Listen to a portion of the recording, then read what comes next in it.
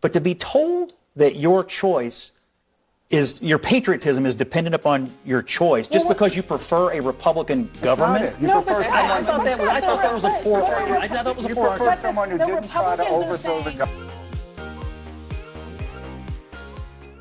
I want to ask you a question. Are you dealing with people in your life right now who recognize that things are bad, that the economy is bad, and border security is bad, and crime is bad, and immigration is bad, and national security is bad, and the world is blowing up, and we're getting no leadership from this administration, and Kamala Harris is a disaster, and they don't even like the way that Kamala Harris became the nominee? They recognize all of that stuff. But they look at you when you say, yeah, I'm voting for Trump. I got to vote for Trump. We got to fix this. We got to go back to the good old days. We want Trump back in the White House. And they look at you and they say, but January 6th, how could you? After the insurrection, how could you? I'm guessing you have people like that in your life, right? Or maybe you've got this other guy in your life. You've got this guy in your life who's like, I recognize Kamala Harris is awful. I recognize that she's going to bring in socialism and ruin our economy even more. I realize that she's going to upend the Supreme Court and stack the Supreme Court and ruin the judiciary. I recognize that she's going to federalize legal abortion for everyone right up until birth. And I recognize that she wants to federalize permission for children to have to go through radical transgender procedures against their parents' permission. I recognize all of that, and it's awful and it's terrible and we can't have it. And I recognize that she will ruin our country. But Donald Trump got convicted of paying hush money to a porn star. And Donald Trump lost that civil case about that alleged sexual assault against that woman, even though the jury didn't find that he committed the sexual assault. And Donald Trump says all of those mean things. His character is so bad. I think it's better to let the country be ruined than vote for Donald Trump. Do you got that person in your life? Do you? I know you do. Well, I want you to see this clip from last night on CNN, because one of our heroes that we've been highlighting so much over the last couple of months, Scott Jennings, or as we like to call him, the only living reason why anyone would want to watch CNN at this point. Scott Jennings was surrounded by those people last night during his segment, and I want you to see how he handled it.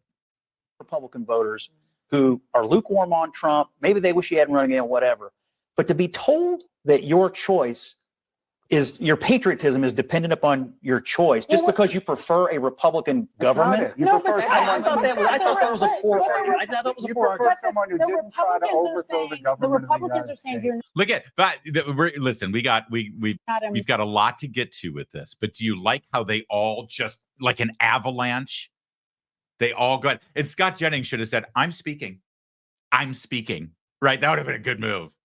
But like they're like, who the hell runs these? I run a roundtable every Friday on this show, right? Every Friday we do a roundtable, and it's even harder because everyone's remote. We're not sitting around literally a round table. Who in the hell is the host here? Says, okay, everybody, have at it. Just start screaming at Scott. Let's go. We gotta fix his wrong think. It's just amazing. But listen to these arguments and the way that they're laid out. And I want you to listen specifically for people who make it personal.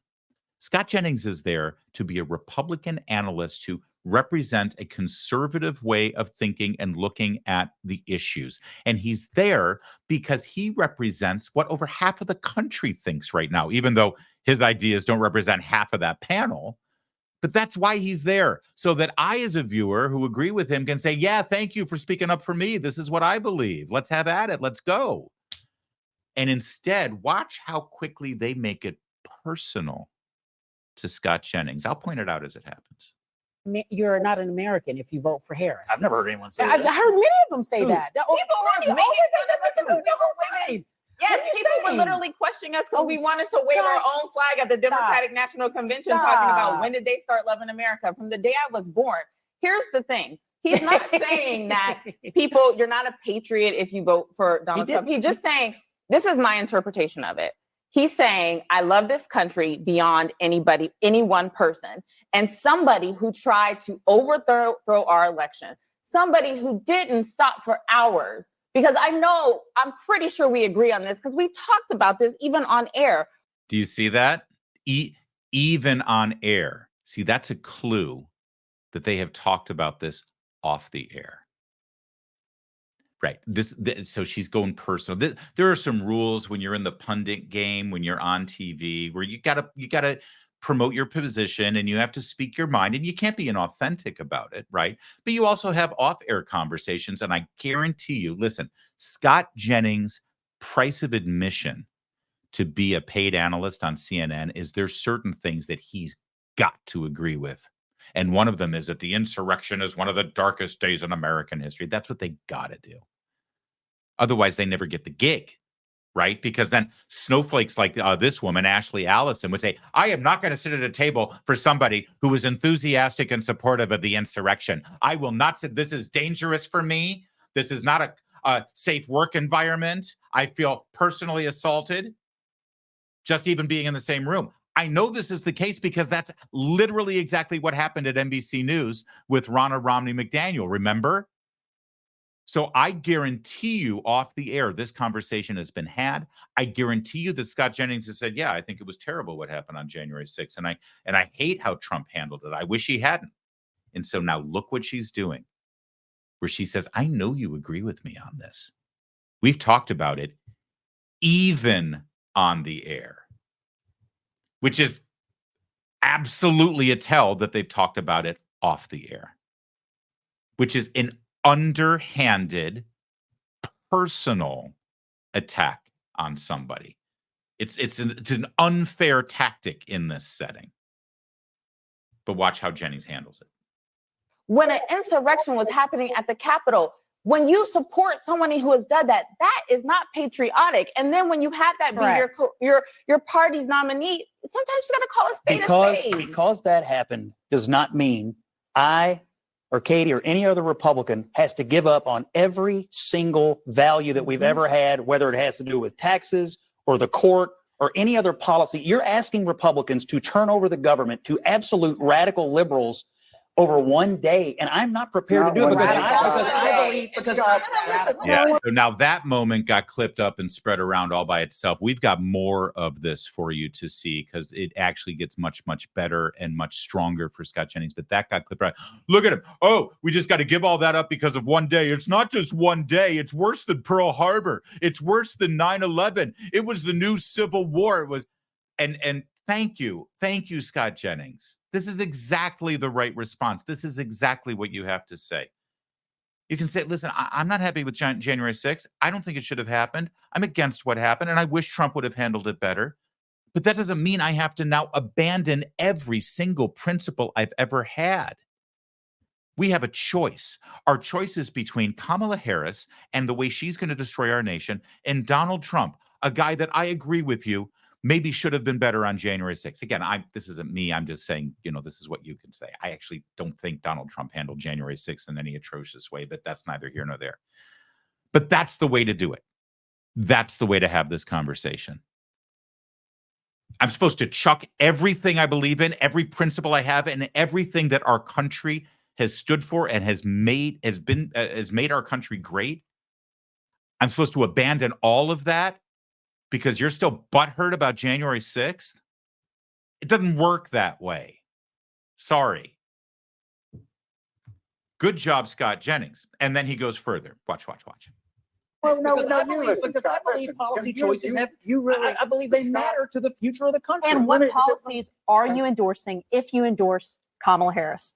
We still don't know fully. Let me finish real quick, please. We still fully don't know. Are we going to get the 2019 Kamala Harris, who came out of California and had all these liberal positions, that she wanted to ban fracking, that she supported the Green New Deal, and now we're hearing from advisors and mixed things. Oh, maybe she doesn't, maybe doesn't. Are we going to have 2019 Kamala Harris from California?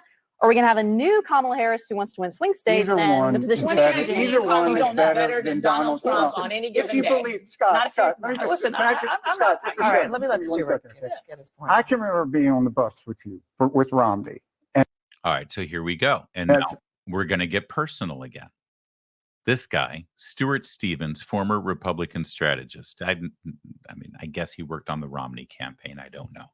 But they dragged this guy out there, and he is against Trump because he worked on the Romney campaign. And now here he's going to get personal, and he's going to tell this personal story of something he remembers when he worked with Scott Jennings on the Romney campaign. Again, this is drawing on people's emotions. It's hitting people's sweet spot when you're engaged in it. You know, these guys know each other, but they're having a public analysis debate. And this is, I'm sorry, an underhanded, unfair tactic. To say, you know, you and I know each other. We've known each other for, 12 years now. And I remember how you were. And this is what you did. I'll let you watch it because, again, Jennings handles this fine. I'm merely pointing this out so you can see how underhanded they are because they can't debate this on the facts or the issues. So they got to get personal with it and try to make any sort of, twisted knife in there to hit an emotional spot with this guy. And Jennings ain't having it. But watch how it plays out. On any given If you day. believe, Scott, let me just, Listen, can I just, I'm Scott, not, just a all right, second. let me let Give me one Stuart second. get his point. I can remember being on the bus with you, with Romney, and this is something that really stuck with me. And one of the aides who worked for you had misspelled something in a press release. And you very, very nicely, you weren't mean, you said, this is someone running for the presidency of the United States to sit in the Oval Office. We have to be at that level and treat it with that respect. How do you say that? And then you get Donald Trump, a sexual predator, a criminal, someone who we know is just a horrible human being who doesn't believe in what we believe in rule of law. And how all this policy stuff, they're not going to remember what the tax rate was or what, this is basically, it is a character test, Scott. It's more than that. It's more than what the tax rate is. Profound policy implications and decisions are coming from the next administration. I firmly believe if the Democrats win, and if they somehow keep control of the Senate, which I don't think is likely, but is possible, they will eliminate the filibuster, and they will change this country in a way that we can never recover. That is important to And me. what Now, does that listen, look like? I don't begrudge like, your Scott. viewpoint, but you cannot begrudge a Republican for wondering, hey, maybe it's not a great idea for us to drive off the left side of the road so far we can never find our way back. Can you finish? Just brilliantly done. Really well done. And I can't say enough about Scott Jennings, how he continues to handle himself at CNN and how underhanded and nasty those little tactics were there to try to undermine him and get under his skin and make it personal. Yes, very personal, drawing on their own personal relationship off the set to try to score some sort of debating point on the set. And let me just reiterate what Jennings said there because it's so important. And listen, I've been through the 2016 campaign. I've been through the 2020 campaign, and it's going to get even worse. The left, the Democrats, the news media, popular culture through late night shows, through sitcoms, through movies, the music industry, through concerts and music personalities, academia, your kids' professors, if they're going to college, or your kids' school teachers in public school, all across the board. What I just laid out for you just now, those are the institutions in this country dominated by the radical political left. And they use those institutions as weapons to secure victory for Democrats. They do it every single election. And I know what happened in 2020. And it happened in 2016, but it was on steroids in 2020. They try to divide families. They try to divide children from their parents. They try to divide husbands from their wives over these issues. And it becomes very, very personal. And they will personalize this in such a way where they will come to you. They will come to you face to face. They will come to you through a FaceTime call, or they will come to you on your social media page. And they will say point blank, how can you support a man like that? How can you support a man who has been found guilty of the things he is? This is about character. And you'll come back and you'll say, well, because the policies that he's going to institute are going to help our country. They're going to help us. They're going to help our family. And that's what I don't care. This is bigger than policy, they're going to say to you. These are people who you love. These are your children. These are your parents. These are the people that you work with and hang out with, because they do this, because they make it personal, because that's how important victory is to them. And you need to make victory that important to you. They're going to say, how can you support a man who has done these things? And you need to look right back at them and say, how can you support a woman who promises to do the things to this country that she has promised to do? How can you support a woman who will take food off of my children's table? How can you support a woman with the dangerous ideas that she has on our border, in the Middle East, in Europe? How can you support that woman who will send our military off to their deaths? How can you support that woman who will ruin our careers, ruin our livelihoods, ruin our economy, ruin our life as we know it? How can you support that woman who picked the man who let Minneapolis burn in riots?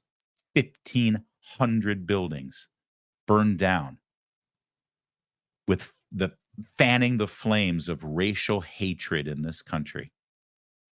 How can you support a woman who raised money to bail out arsonists and thieves and murderers and rapists, all for the sake of dividing us over race? How can you support a woman who benefits from lie after lie after lie that's been told about our president and about me, a person who supports this president? Gone are the days where our president is going to have the character of George Washington and Abraham Lincoln. I wish it weren't so. You know what? And I would say to this guy right here, if I can bring him back real fast, because he brought up how they worked on the Romney campaign together. And if I were Scott Jennings, I would say, and since you mentioned Mitt Romney and our time with that man, let's just realize something. Yes, that's right. You and I supported Mitt Romney. We worked for Mitt Romney. We wanted Romney to be president. And the very same people who are assassinating Donald Trump's character right now told me that Mitt Romney was a racist, sexist, who got people killed, died of cancer because he ripped their health care away from them. The very same people that you're quoting right now, trashing Donald Trump, made me believe that Mitt Romney was a Klansman who would put black people in chains. And we also supported John McCain together, didn't we, pal? And the very same people you're quoting right now about Donald Trump, they had even worse things to say about John McCain and Sarah Palin, let's not forget. And remember when we supported George W. Bush? Well, he was Hitler back then, well before Trump is Hitler now. George Bush was guilty of war crimes. George Bush lied about weapons of mass destruction. Dick Cheney was Darth Vader. That's what they all said about them. And now those same people are saying this about Donald Trump. And while we're at it, I loved Bob Dole and I supported Bob Dole. He was a bona fide war hero. But those same people that you're quoting right now who tell me that Donald Trump, his character is so horrible, well, they were trashing Bob Dole as being too old for the presidency and out of touch. They told me that Bob Dole was trying to pull Medicare out of senior citizens and old ladies would starve in the streets because of Bob Dole's policies. Spare me all of this character talk, because I am old enough to know that every single Republican nominee for president, going all the way back to Eisenhower, every single one of them has been called a fascist, have been called a racist, has been called a sexist. Every single one of them has been trashed. Forgive me for not jumping up and down with my hair on fire because you all have cried wolf again. We nominated the good guys in the past. We nominated men of stellar virtue and character, like Mitt Romney, like John McCain, like Bob Dole. And what happened? They trashed them anyway, and they lost the election because they lacked one character element they needed. They lacked the sincere principle that they were there to fight for us. So they didn't fight at all. Donald Trump, say what you will about him and slander his character and drag him through the mud like you've done all those other Republican nominees. One thing he has shown me is that he will fight. And right now, we need someone who will fight. That's what you say to them.